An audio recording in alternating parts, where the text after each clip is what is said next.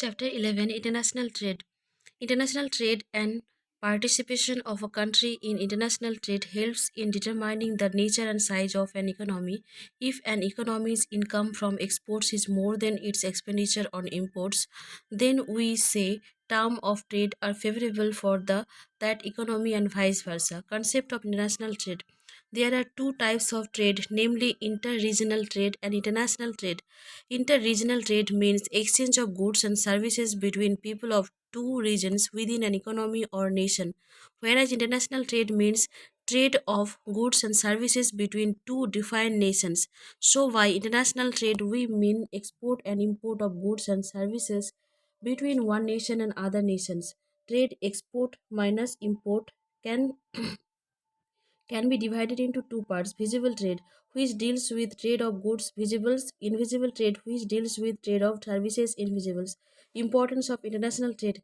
Geographical division of labor. Defined countries in the world are not equally skilled in the production of all types of goods. International trade facilitates geographical division of labor and specialization, as it allows nations to employ their resources in the production of those goods and services for which their geographical and economic conditions are the most favorable. Price parity of goods. Foreign trade helps to bring stability in price level. All those goods which are short in supply can be imported, and those goods which are surplus can be exported. This stops fluctuations in prices. It helps to establish a similar price worldwide. Consumer benefits. Consumers have access to a variety of goods and services at lower prices due to international trade. Hence, living standards of people improve. The absence of restrictions and tariffs ensure availability of goods and services. An increase in competition leads to a fall in monopoly power. All this ultimately benefits the consumers.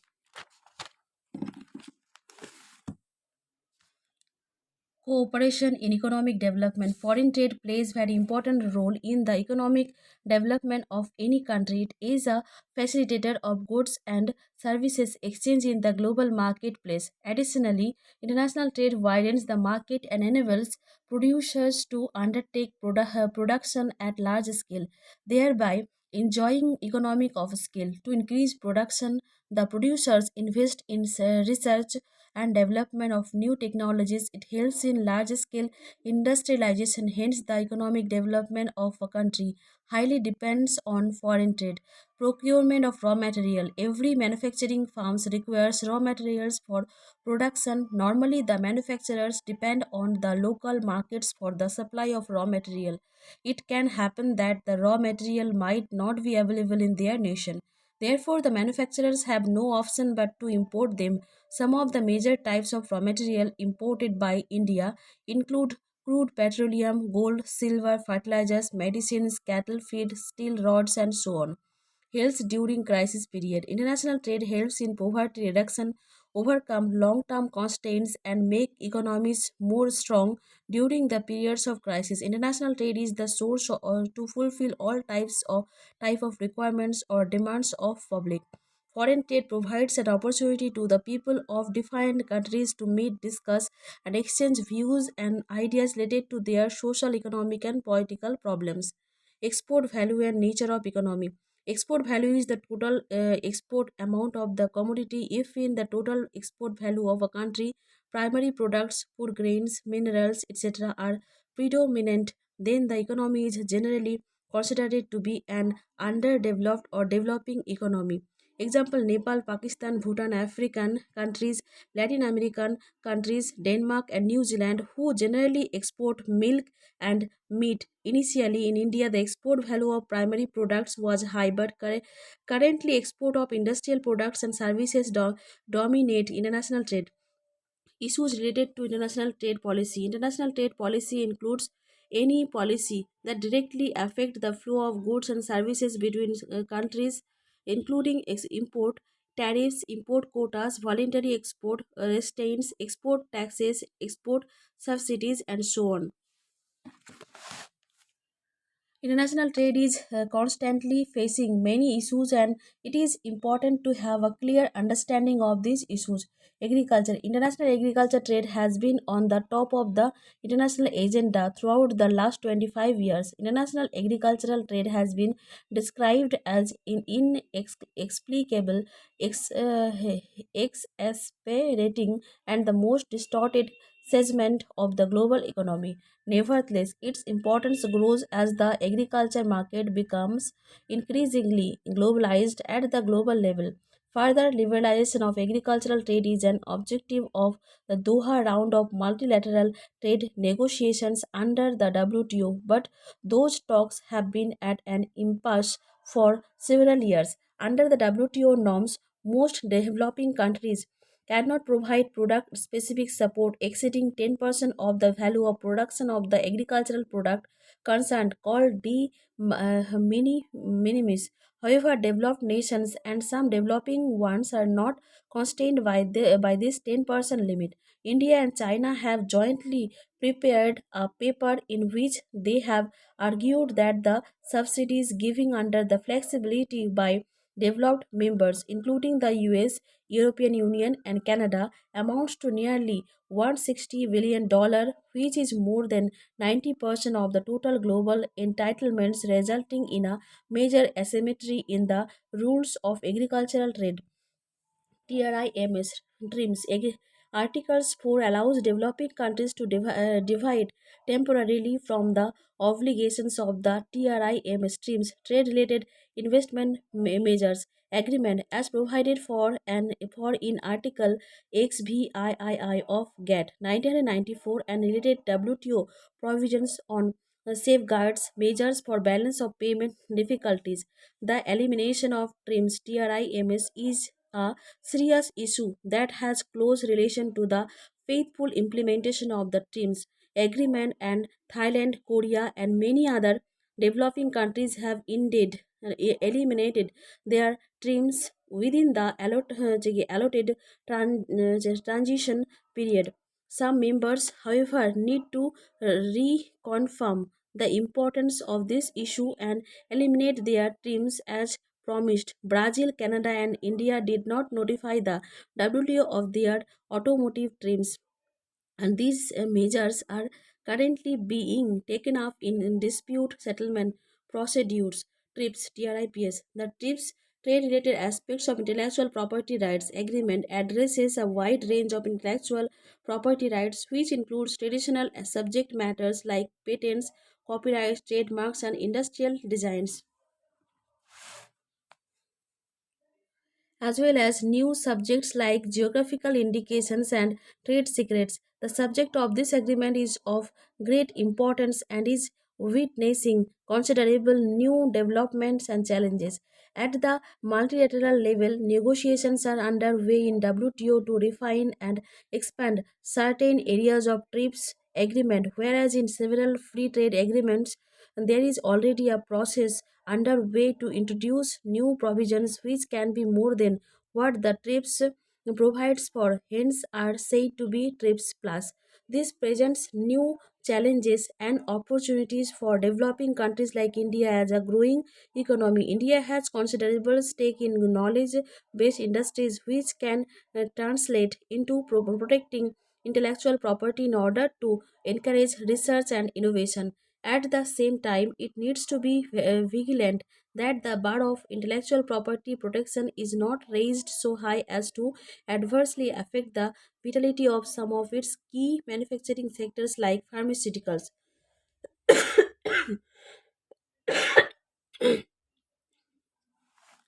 Dispute settlement. The WTO provides a forum for dispute resolution when disagreements inevitably arise between trading nations. Settlement of any dispute goes through several stages. Dispute settlement between private parties is usually referred to as alternative dispute resolution ADR. The WTO's dispute settlement system provided an orderly process for countries to resolve trade grievances and keep cooperation going. Analytical tools of international trade. Some economists used in an analytical tools in the theory of international trade. Some of the important tools are production possibility curve, community interference curve, and trade interference curve. Production possibility curve.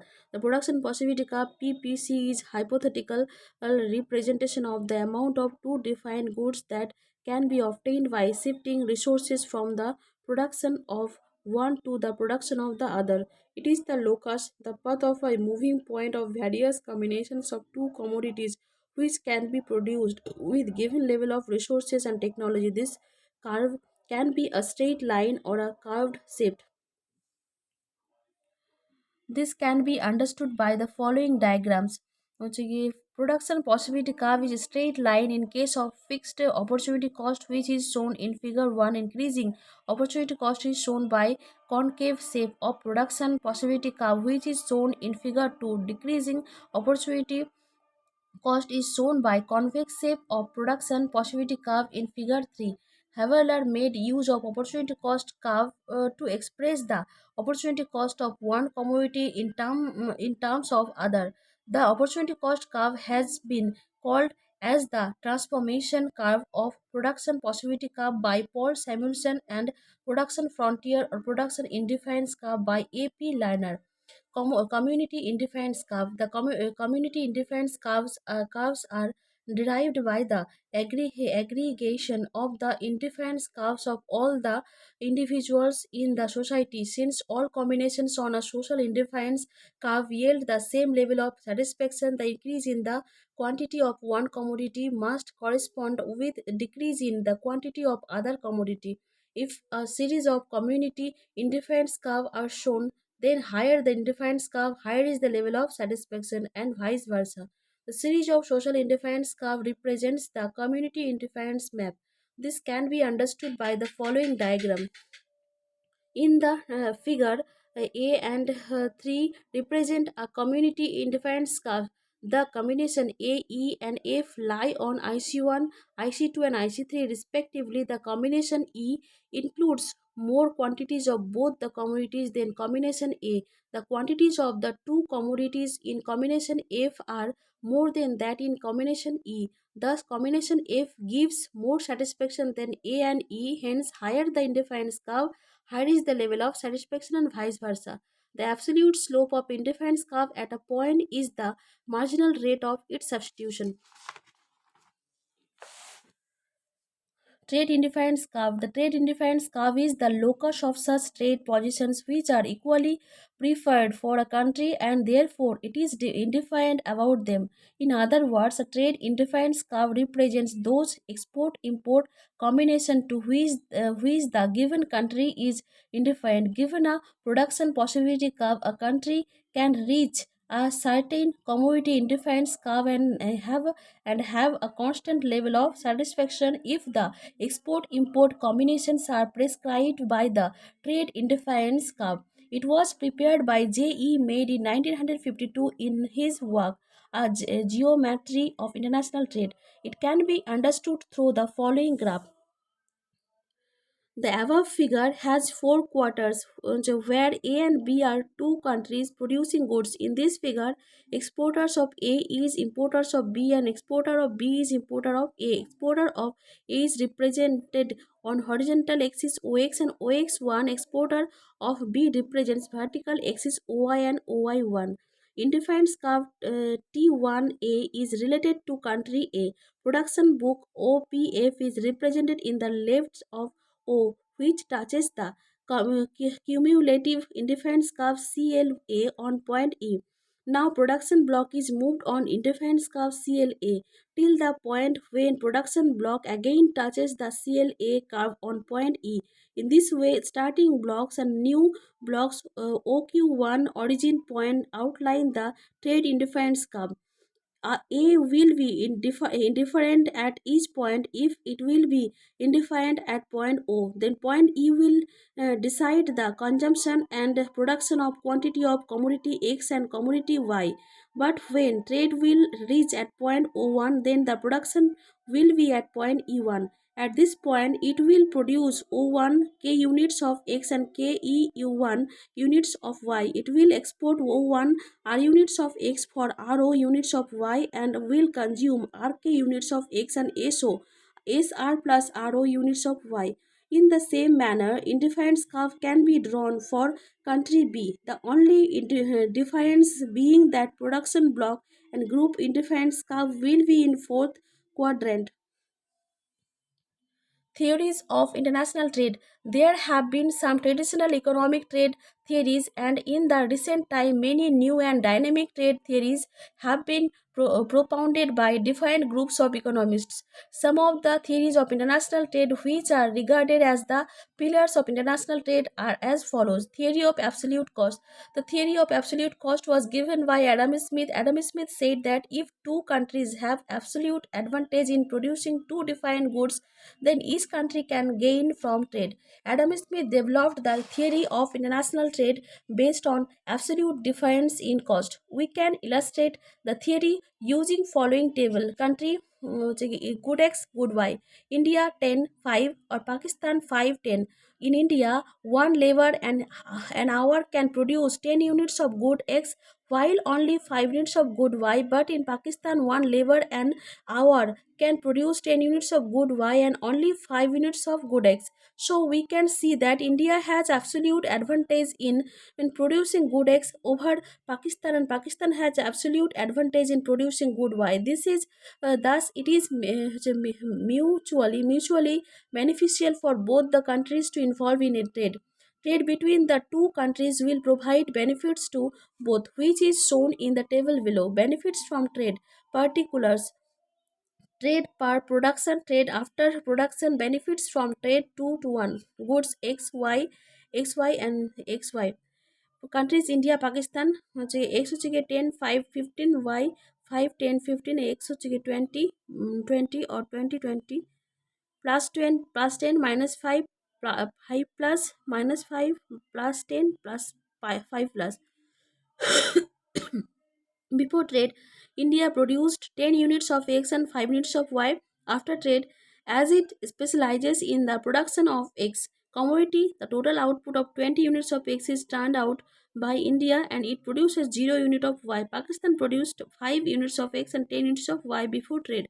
After trade, it specializes in Y and produces 20 units of Y and 0 units of X. The gain in production of X and Y commodity is each of 5 units. The gain from trade for India is plus 10 units of X and minus 5 units of Y, so that net gain to it from trade is plus 5 units of X. Similarly, net gain to Pakistan is plus 10 units of Y. It is possible to explain the cost difference in two countries concerning the commodities X and Y graphically through following figure.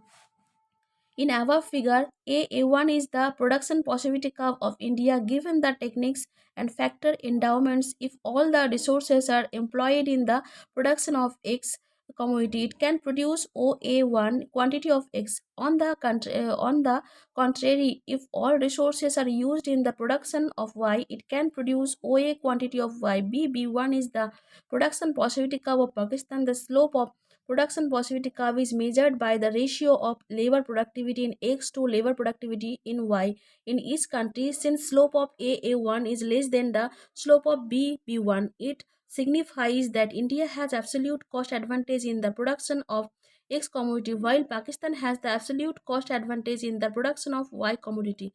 Appraisal of absolute cost of the theory. Adam Smith provided a quite lucid explanation of the principle of absolute cost advantage as the basis of international transactions, but his theory has certain weakness. This theory assumes that each exporting country has an absolute cost advantage in the production of specific commodity. These assumptions may not hold true. The absolute cost advantage had failed to explore in any comprehensive manner the factors influencing trade between two or more countries in the absence of absolute advantage. Theory of comparative cost. David Ricardo propounded the theory of comparative cost. He did not object to Adam Smith's analysis, but his theory came in response to the inability of Adam Smith to give reason why two nations will engage in trade if one country has absolute disadvantage in production of both goods. David Ricardo explained that even if one country has absolute disadvantage in the production of both goods, then it can produce that goods in which its comparative disadvantage is relatively less. As per David Ricardo, a country will specialize in production of that commodity for which its unit labor cost is comparatively lowest. The theory of comparative advantage is based on the following assumptions. There are two countries, two commodities, and single factor of production 2 into 2 into 1 economy. There is perfect competition both in commodity and factor market. The name of a product is calculated on the basis of labor hours invested in it. Labor is considered as homogeneous, identical in efficiency in a particular country. Labor is perfectly virile within the country but immobile outside the country. Production is subject to constant returns to scale. Full employment exists in the countries. He explained it using a numerical example. There are two countries, England and Portugal, producing two goods, wine and cloth. Under conditions of constant cost, labor was considered as the only factor of production. Comparative advantage analysis. Country, 1 unit of wine, 1 unit of cloth. England 120 100, Portugal 80 90. In the above table, the cost is measured in terms of labor hour. The above table expresses comparative advantage in labor hours. Portugal requires relatively less number of hours of labor for both wine and cloth. We can see 1 unit of wine is produced in Portugal in 80 hours, while in England it takes 120 hours. In case of cloth too, Portugal takes less number of hours than England. So from this it could be argued that Portugal stands to gain by specializing in the commodity in which it has a greater comparative advantage. So Portugal will produce wine because it will take less number of labor hours of Portugal, whereas England will benefits by producing cloth. This can also be explained using the graph given below.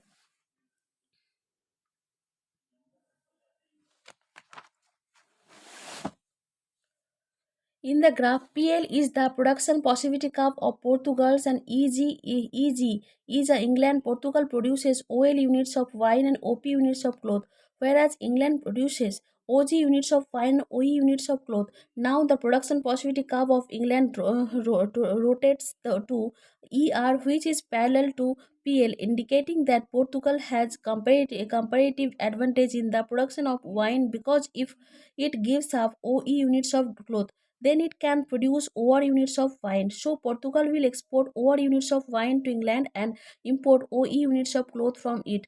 Criticism of comparative cost theory and realistic assumptions of labor cost. In the first place, Ricardian version of comparative cost theory has been attacked on the ground that being based on labor theory of value, it considers only labor cost to measure the comparative cost of various goods. It has been pointed out that labor is not the only factor needed for the production of commodities. Other factors such as capital, raw materials, land also contribute to production.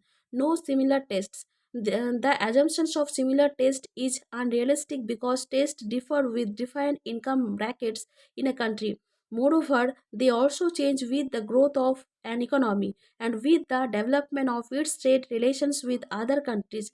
Static assumptions of fixed proportions.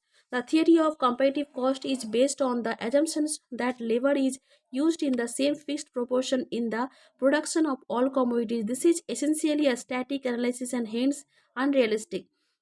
Unrealistic assumptions of constant cost. The theory is based on another weak assumptions that an increase of output due to international specialization is followed by constant cost, but the fact is that there are either increasing cost or diminishing cost. If increased output is the result of increased cost of production, then the comparative advantage will be reduced and in some cases it may even disappear. Ignores transport cost. Transport cost play an important role in determining the pattern of world trade. Like economies of scale, it is an independent factor of production. For instance, high transport cost may nullify the competitive advantage and the gain from international trade.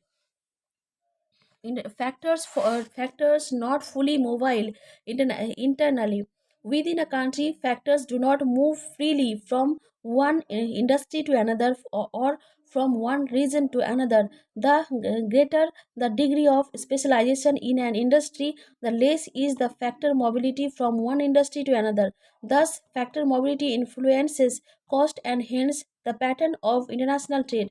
Two country to commodity model is unrealistic. The Ricardian model is related to trade between two countries on the basis of two commodities. This is again unrealistic because in actuality international trade is among countries trading many commodities. Unrealistic assumptions of free trade. Next serious weakness of the doctrine is that it assumes perfect and free world trade, but in reality world trade is not free. Tariffs and other trade restrictions affect world imports and exports.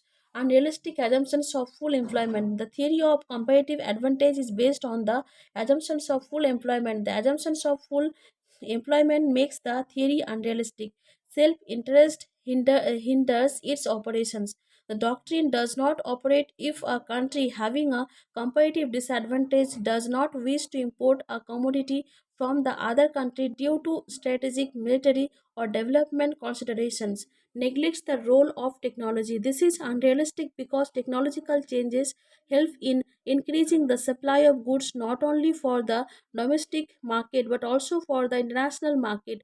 World trade has gained much from innovations and research and development. One sided theory. The Ricardian theory is one sided because it considers only the supply side of international trade and neglects the demand side. In the world of Professor Olin, it is indeed nothing more than an abbreviated account of the conditions of supply.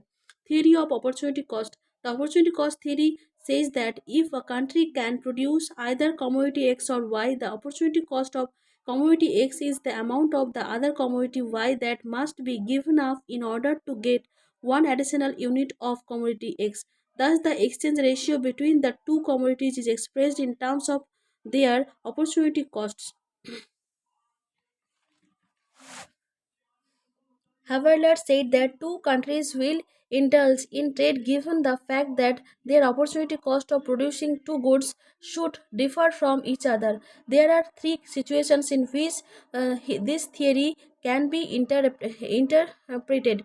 Situations of constant cost. In the situation of constant cost, the exchange ratio of two goods in two countries is determined by their opportunity cost because the relative cost of production and prices remain constant. This lead to a situation of perfect specialization, meaning a country will specialize in that product for whom its opportunity cost is the lowest. In such a situation, the substitution ratio between two goods A and B will be constant. So, to produce one unit of good A and we have to give up 2 units of good B. Then the substitution ratio between A and B will be 1 is to 2. In situation of constant cost, it is assumed that whenever the production of good A is increased, an equal amount of good B had to be foregone. This has been shown in the below graph. Situation of increasing costs. In situation of increasing cost at any given time, the two nations will produce both the goods, leading to parallel partial specialization. However, the countries will produce more units of that good whose opportunity cost is lower. In such a situation, to produce an additional unit of good A and more units of good B has to be foregone, leading to an increase in opportunity cost. This has been shown in the graph. In the goods are produced in situation of increasing cost, then the production possibility curve will be concave towards origin.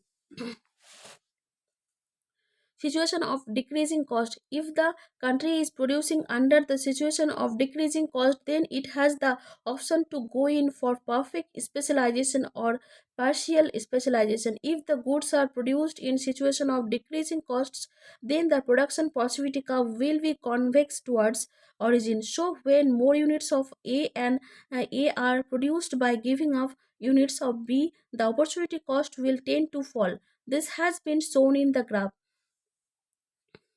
Assumptions of opportunity cost theory. There are only two countries, each processing on two factors of production, labor and capital.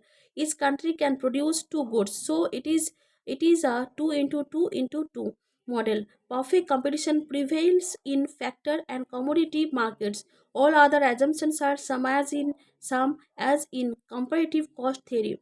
Merits of opportunity cost theory as an alternative to the classical comparative cost theory. The opportunity cost theory is more realistic because it dispenses with the unrealistic assumptions of the labor theory of value on which the classical theory is based. The opportunity cost theory analyzes pre-trade and post-trade situations under constant increasing and decreasing cost, whereas the comparative cost theory is based on the constant cost of production. Thirdly, Haveler's theory highlights the fact that how important factor substitution could be in trade theory. Lastly, opportunity cost theory presents a simplified version of the general equilibrium model of international trade. Thus, the opportunity cost theory is superior to the comparative cost theory on analytical ground.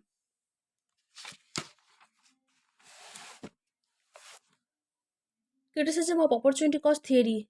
Jacob Wiener has criticized this theory on the following grounds. This theory is not much different from the theory of comparative cost. Also, it does not specify how difference in comparative opportunity cost can be computed. The concept of opportunity cost is not suitable for evaluating welfare policies. It is suitable only for analysis, whereas labor cost is suitable for welfare related policies. This theory is defined with the help of production possibility curves, which is based on many unrealistic assumptions. Hixer-Ohlin theory. According to Ricardo and other classical economists, international trade is based on differences in comparative cost. It is important to note that Hixer and Ohlin agreed with this fundamental proposition and only elaborated this by explaining the factors which cause differences in comparative cost of commodities between different regions or countries. According to Oholin, the underlying forces behind differences are as follows. The defined regions or countries have defined factor endowments. The defined goods require defined factor proportion for their production. It is a well known fact that various countries' regions are differently endowed with the productive factors required for production of goods. The factor which is relatively abundant in a country will tend to have a lower price, and the factor which is relatively scarce will tend to have a higher price. Thus, all in factors, endowments, and factor prices are intimately associated with each other. Let K stands for the availability of supply of capital in a country, L for that of labor, and PK for price of capital and PL for the price of labor. Further, take two countries A and B. In case of country A, capital is relatively abundant and labor is relatively scarce. The reverse is the case in country B. Given these factor endowments in country A, capital will be relatively cheaper. In symbolic terms, since KYLA greater than KYLB, PK by PLA less than PK by PLB. Thus, the differences in factor endowments cause differences in factor prices and therefore account for differences in comparative cost of producing defined commodities. Together with the difference in factor endowments, differences in factor proportions required for the production of defined commodities also constitute an important force underlying differences in comparative cost as between defined countries. The commodities are such that their production requires relatively more capital than other factors. They are therefore called capital intensive commodities. Still, other commodities require relatively more land than capital and labor and are therefore called land intensive commodities. Those differences in factor proportions, or what is also called differences in factor intensities needed for the production of defined commodities, account for differences in comparative cost of producing defined commodities. The difference in comparative cost of producing defined commodities lead to the differences in market prices of defined commodities in defined countries. Thus, a country A which has relative abundance of capital and relative scarcity of labor will have a comparative advantage in specializing in the production of capital intensive commodities, and in return will import labor intensive goods. This is because PK by PLA less than PK by PLB. On the other hand, a labor abundant country B with a scarcity of capital will have a comparative advantage in specializing in the production of labor intensive commodities and export some quantities of them in exchange of import capital intensive commodities. Leontief paradox. Economists have tried to test empirically the theory of comparative advantage and Hexer-Ohlin theorem. On one such empirical verification was done by W. Leontief, which is famously known as Leontief paradox. He made an attempt to verify the HO model in 1953. HO theory states that a capital abundant country will produce more of capital goods and a labor abundant country will produce more of wage goods. Leontief, in his study, reaches a paradoxical conclusion that the United States, which possesses a relatively large amount of capital and a relatively small amount of labor in relation to the rest of the world, exported labor intensive goods and imported capital intensive goods. The result has come to be known as the Leontief paradox. Assumptions of Hexer-Ohlin theory. The model is based on unrealistic assumptions of two countries, two products, and two factors of production. In both countries, the indifference curves and demand curves are identical. The factor intensities cannot be changed. The factor intensities for two products are defined. One is labor intensive and the other is capital intensive. There is free trade between both the countries. The resources are pre-planned. There is no change in technology. There is absence of transportation cost. Perfect competition exists in product and factor markets. Specialization is partial. Criticism of Hexer-Ohlin theory. Ohlin assumed that the factors of production in both the countries are identical, but in reality it is not the case. In case of excess demand, it is possible that a capital-intensive country may export labor-intensive goods. This is in contravention of the HO theory. If there is a change in the demand and preferences of the consumers, then price ratio can change more than the change in cost ratio. In such a situation, the HO theory will not hold true. This theory falls to define the situation of complete equilibrium at best. It defines a situation of partial equilibrium. This theory is based on many unrealistic assumptions. This theory is complicated.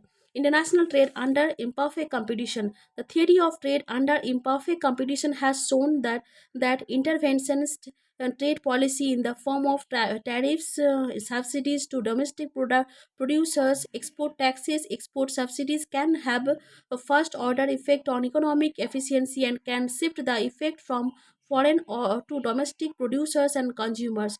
In this way, active trade policy can contribute positively to national welfare. It can predict the emergence of cross country technology gaps and can help to identify the determinants of dynamic comparative advantage. The explorations of trade with imperfect competitions have also depended substantially our understanding of the cost and benefits of trade policy. The model shows that in the long run, international trade being about five gains. Consumers can enjoy a wider selection of goods through the introduction of foreign goods. Monopolistic power of domestic producers is weakened by foreign competition. The unit cost of production is reduced by foreign competition and by further use of increasing returns to scale technology. Contrary to popular belief, foreign competition reduces unemployment in the long run by rectifying labor market imperfections, and international division of labor encourages savings in fixed cost, and the saved capital resources can facilitate economic growth. Characteristics of imperfect competition in international trade: increasing number of firms. There are lots of new firms introduced in the market because of huge population in the world. Increasing the number of firms has shown growth of the country. Selling cost: since there is a product differentiation and products are close substitutes, selling costs are important to persuade buyers to change their preferences so as to raise their demand for a given article. Under monopolistic competition, advertisement is not only persuasive but also informatory, because a large number of firms are operating in the market and buyers' knowledge about the market is not perfect. Terms of trade: the terms of trade refers to the rate of exchange of goods from one to another country. Its main objective is to measure the purchasing power of exports of a country and express the relation between export prices and import prices of its goods. The terms of trade are said to be improved when the export prices of a country rise relatively to its import prices. The country gains from trade because it has a large quantity of imports in exchange for a given quantity of exports. Types of terms of trade: the different types of terms of trade by Jacob Wiener has been discussed below. Commodity and net barter. It is the ratio between the price of countries' export goods and import goods. Symbolically, it can be expressed as TC equal to PX by PM, where TC equal to terms of trade commodity, P equal to price, X equal to exports, and M equal to import.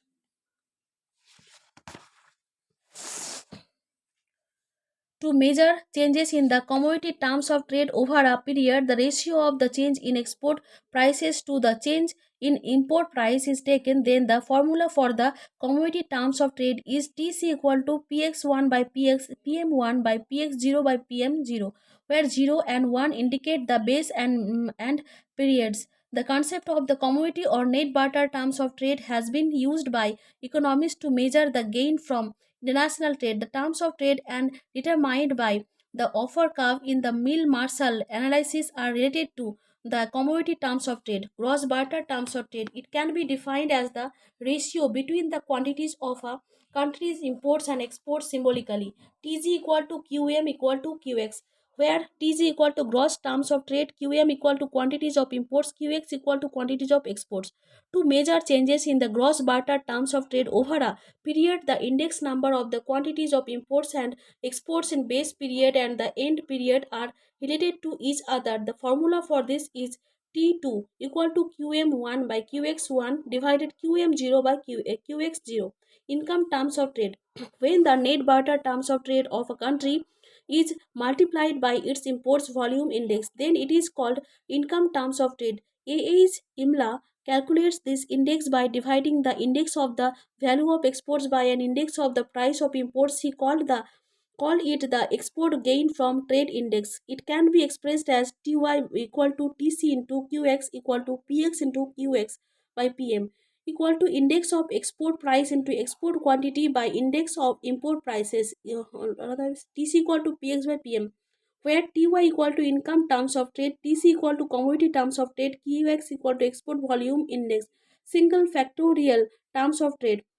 It can be calculated by multiplying the commodity terms of trade index by an index of productivity changes in domestic export industries, which is expressed as Ts equal to Tc into Fx equal to Px into Fx by Pm. The Tc equal to Px by Pm, where T is equal to single factorial terms of trade, TC equal to commodity terms of trade, Fx equal to productivity index of export industries. It reveals that the country's factorial terms of trade improves as productivity improves in its export industries. Double factorial terms of trade. The double factorial terms of trade is the productivity changes in both the domestic export sector and the foreign export sector producing the country's imports.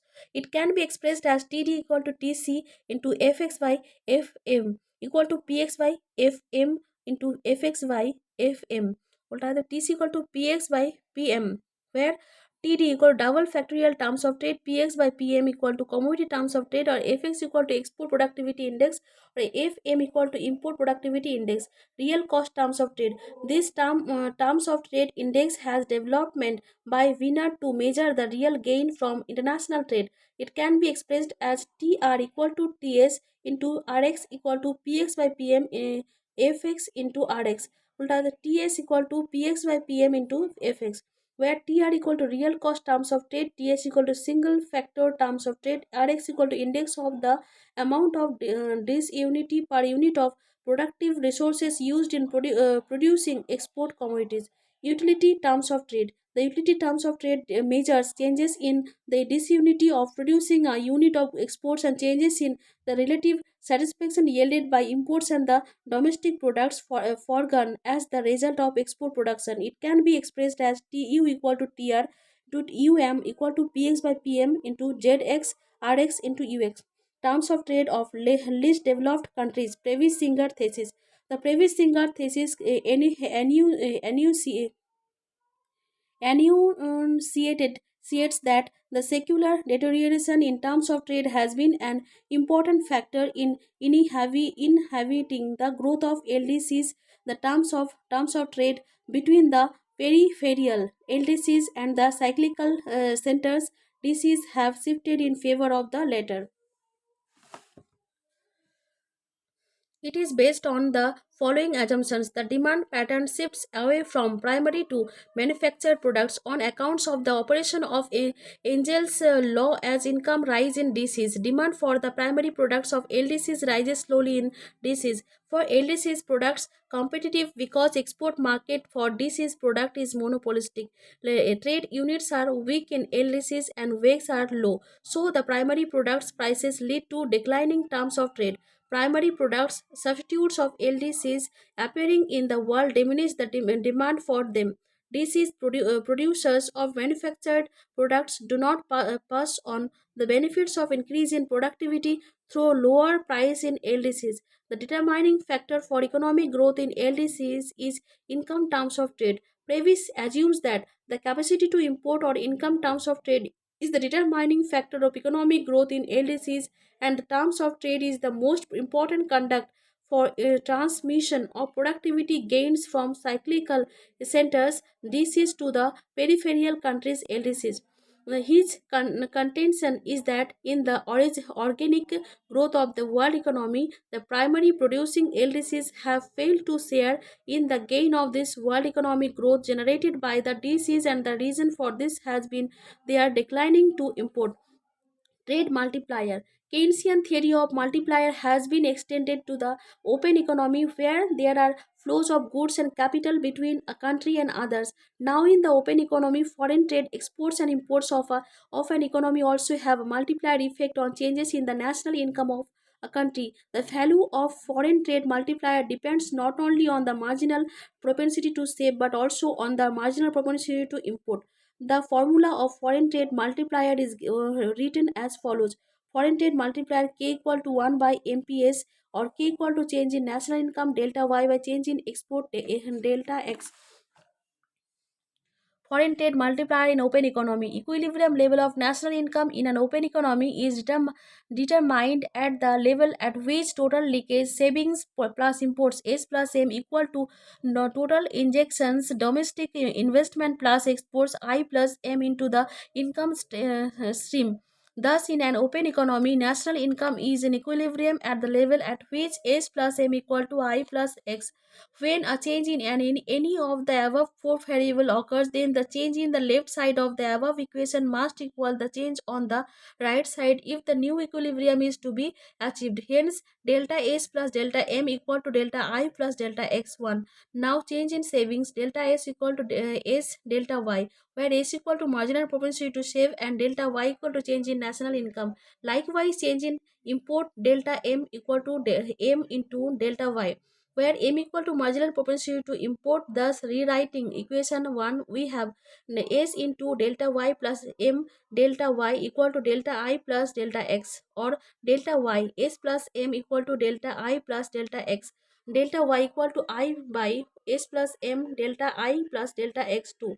It will be known from equation 2 that change in either investment or exports will cause income to increase by the multiple 1 by S plus M. Thus, 1 by S plus M is the foreign trade multiplier, which is generally denoted by KF. Thus, if exports increase by delta X, the national income will rise by delta Y. Assumptions of foreign trade multiplier. There is full employment in the domestic economy. It is on a fixed exchange rate system. There are no tariff barriers and exchange controls. The analysis is applicable to only two countries. The multiplier is based on instant Dana's process without time lags.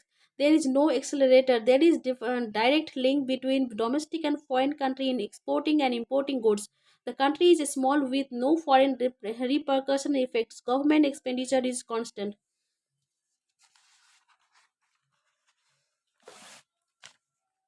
Criticism of trade multiplier. The foreign trade multiplier is assumed to be an instantaneous process whereby it provides the final result. Thus, it involves no lags and is unrealistic. The analysis of simple foreign trade multiplier is based on the assumptions that exports and investment are independent of changes in the level of national income. But in reality, this is not so. The analysis is based on the assumptions of a fully employed economy, but there is a less than full employment in every economy. The foreign trade multiplier assumes that there are no tariff barrier and exchange controls. In reality, such trade restrictions exist which restrict the operations of the foreign trade multiplier.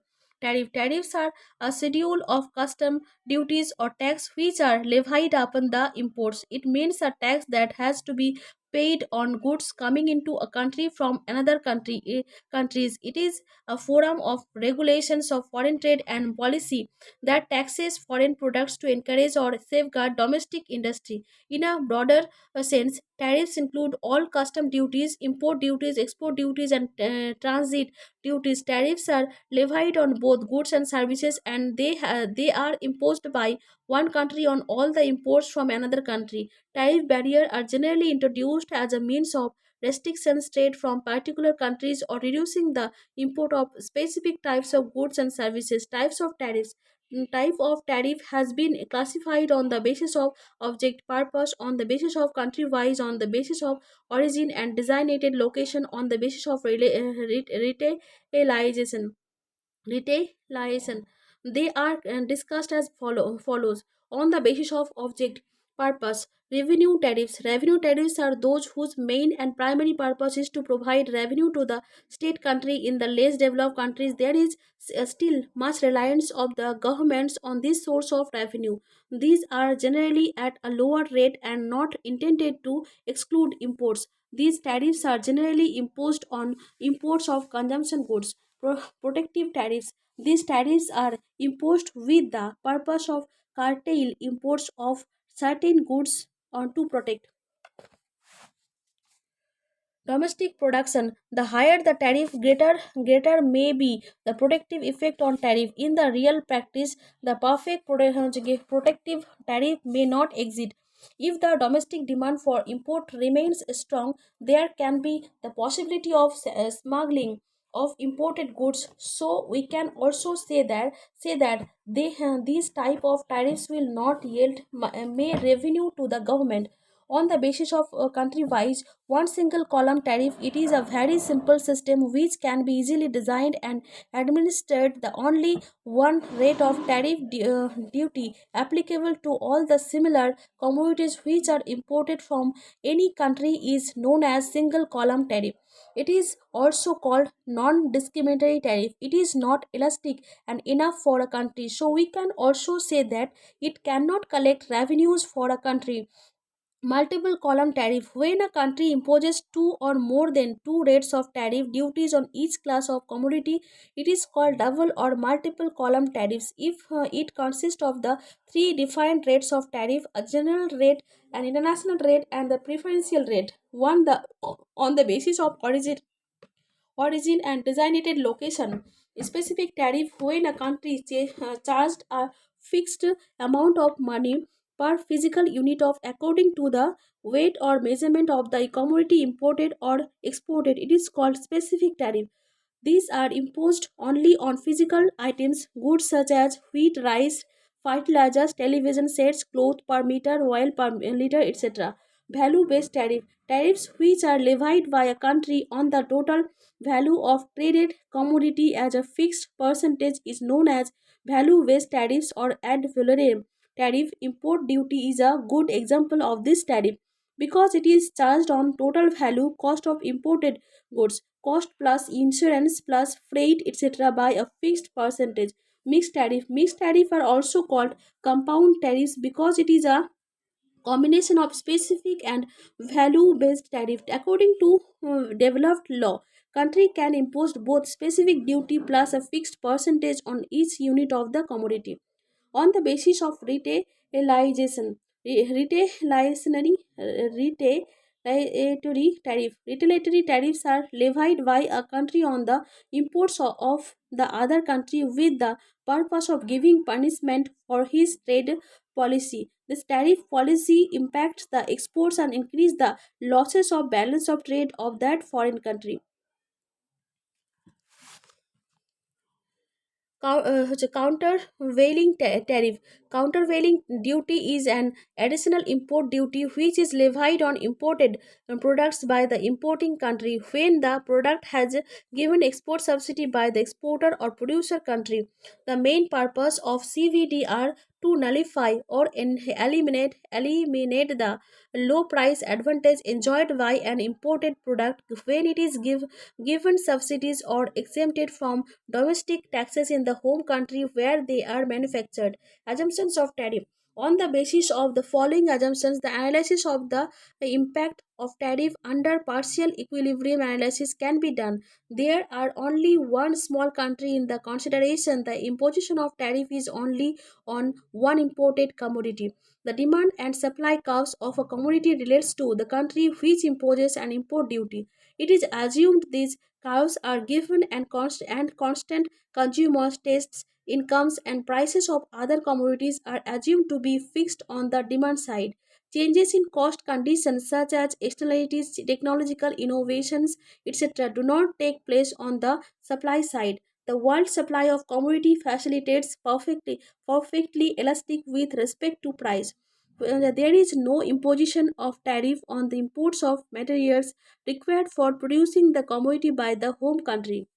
There are no transportation costs. Remain unchanged foreign price of the commodity. Impact of tariff. Several effects of tariffs has been noticed which depends upon their power to reduce imports. The effect of tariff can be analyzed from the viewpoint of the economy as a whole, which is known as the general equilibrium analysis. On the other hand, they may be discussed from the point of view of a particular good or market, which is known as the partial equilibrium analysis. A tariff is used to affect trade prices, output, and consumption, and to reallocate resources, redistribute income change, employment change, factor proportions, and effect on the balance of payments. Effect Effects of a tariff under general equilibrium. Protective effect. The protective effect shown how the domestic industry can be protected from foreign competition by imposition of an import duty. In the figure under free trade, OQ3 quantity of the commodities imported at OP price with imposition of the import duty PP1 imports are reduced to Q1 Q2 while the domestic production of the commodity by OQ1 as a result of the tariff is the protective of production effect. Consumption effect. The consumption effect of the tariff is to reduce the consumption of the commodity on which the tariff is imposed, and also the net satisfaction of the consumer reduces. It has been shown in the figure below.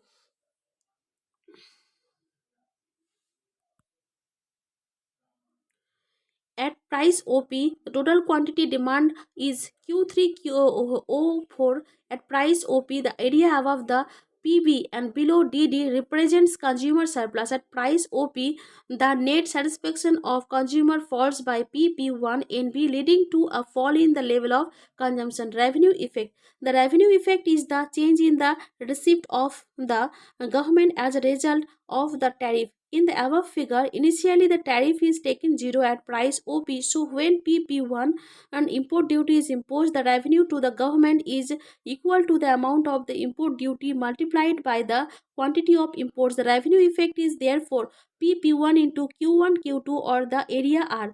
Redistribution effect. Redistribution effect is also called transfer effect because due to imposition of tariffs, domestic price rises. Hence, savings of the consumer are transferred to the product producers in the form of economic rent. Imposition of tariffs increases the income of producers and decreases the savings of consumers. Redistribution effect is presented in the diagram as PP1 MA quadrilateral.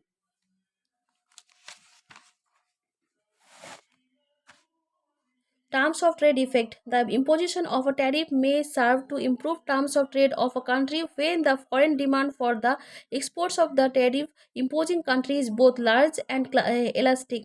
It is a measure of a country's relative competitiveness. Terms of trade equal to index of average export prices by index of average import prices into 100.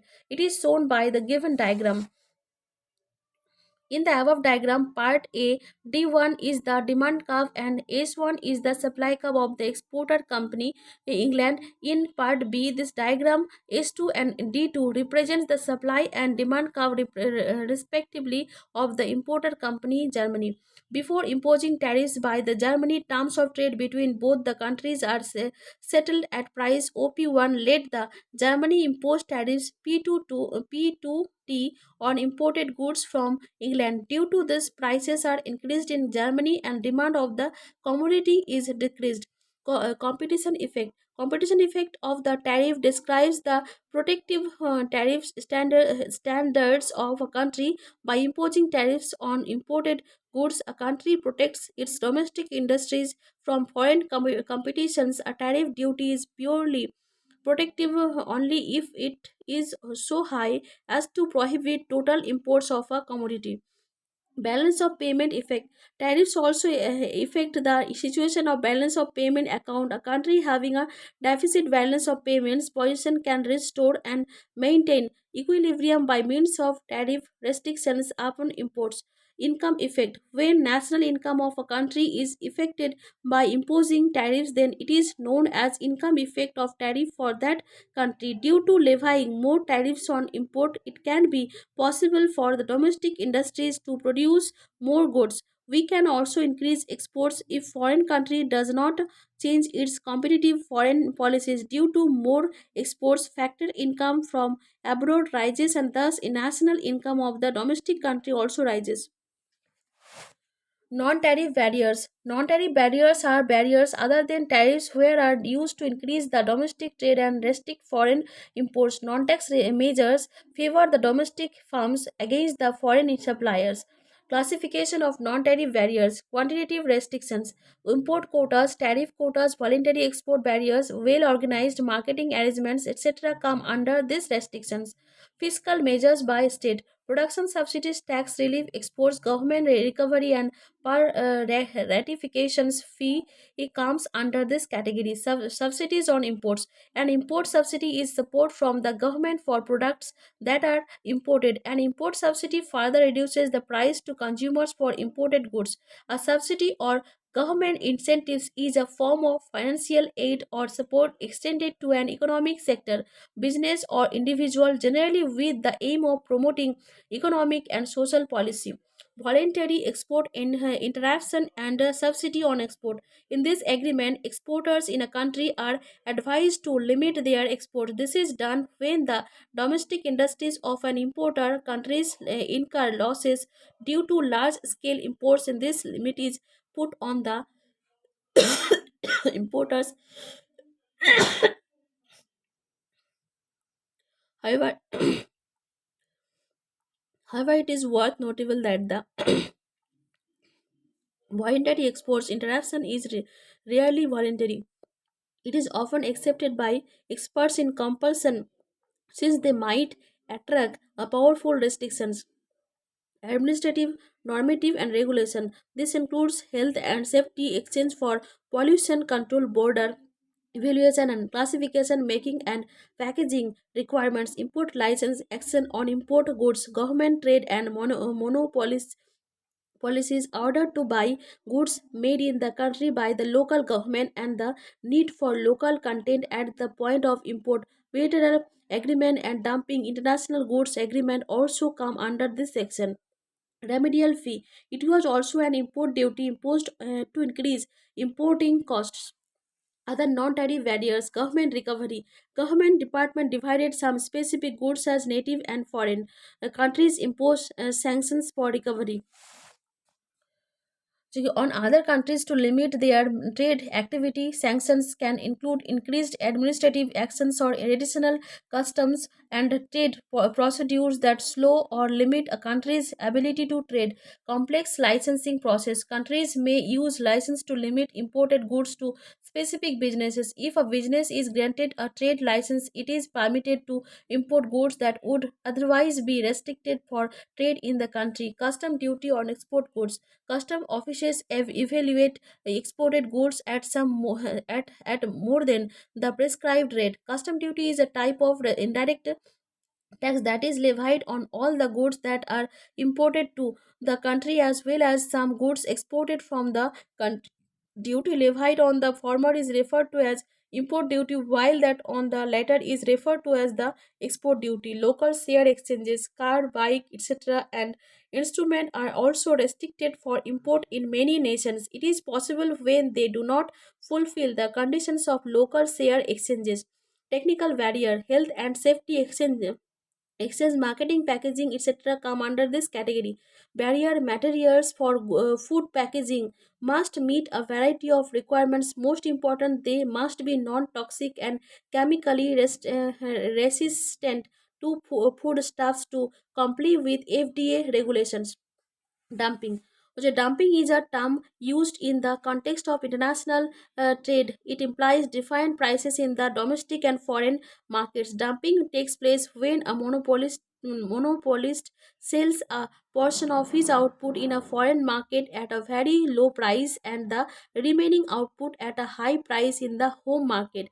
Dumping is considered an unfair trade practice under GATT and World Trade Organization agreement. It is regulated by national government through the imposition of anti-dumping duties in some cases calculated to equal the difference between the product's price in the importing and the exporting country. However, defines dumping as the sale of goods abroad at a price which is lower than the selling price of the same goods at the same time and in the same circumstances at home, taking account of differences in transport costs. According to Wiener, dumping is price discrimination between two markets in which the monopolist sells a portion of his produced product at a low price and the remaining part at a high price in the domestic market. Types of dumping. Accidental dumping. This process takes place in an accidental situation when production exceeds the target. Then this situation emerges for this reason. The product is ready to be sold at the lowest price. This is possible only if the foreign demand for his commodity is elastic and the producer is a monopolist in the domestic market. His aim may be to identify his commodity in a new market or to establish himself in a foreign market to drive out a competitor from a foreign market. In this type of dumping, the producer sells his commodity in a foreign country at a price which covers his variable cost and some current fixed cost in order to reduce his loss. Fixed dumping. When a monopolist continuously sells a portion of his commodity at a high price in the domestic market and the remaining output at a low price in the foreign market, it is called persistent or fixed dumping. This is possible only if the domestic demand for that commodity is less elastic and the foreign demand is highly elastic. When costs fall continuously along with increasing production, the producer does not lower the price of the product more in the domestic market because the home demand is less elastic. As a result, the domestic consumers also benefit from it because the price they are required to pay is less than in the absence of dumping. Widow, Predatory dumping. The predatory dumping is one in which a monopolist firm sells its commodity at a very low price or at a loss in the foreign market in order to drive out some competitors, but when the competition ends, it raises the price of the commodity in the foreign market. Thus, the firm covers loss, and if the demand in the foreign market is less elastic, its profit may be more. Objectives of dumping: to find a place in the foreign market, a monopolist dumps his product in order to find a place or to continue himself in the foreign market.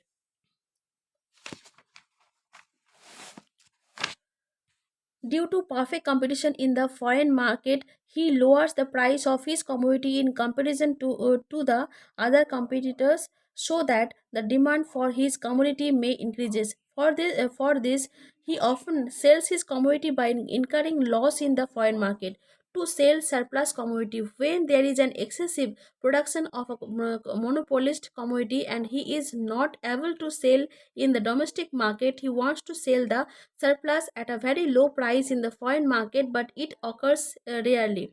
Expansion of industry. A monopolist also resorts to dumping expand his industry. When he expands it, he received both internal and external economies which lead to the application of law of increasing returns. Consequently, the cost of production of his commodity is reduced, and by selling more quantity of his commodity at a lower price in the foreign market, he earns larger profit. New trade relations. The monopolist prefer dumping in order to develop new trade relations abroad. For this, he sells his commodity at a low price in the foreign market, thus establishing new market relations with countries. As a result, the monopolist increases his production, lowers his cost, and earns more profit.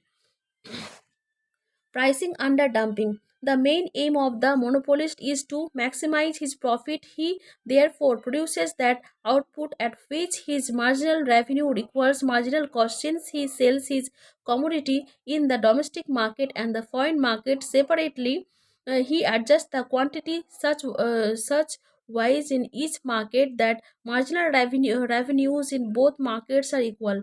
Given the marginal cost of producing the commodity, the most profitable monopoly output will be determined at a point where the combined marginal revenue of both the markets equals the marginal cost. In other words, dumping profit equal to MR plus MR equal to MC. The elasticity of demand should be different in the two markets. The demand should also be less elastic in the domestic market and perfectly elastic in the foreign market.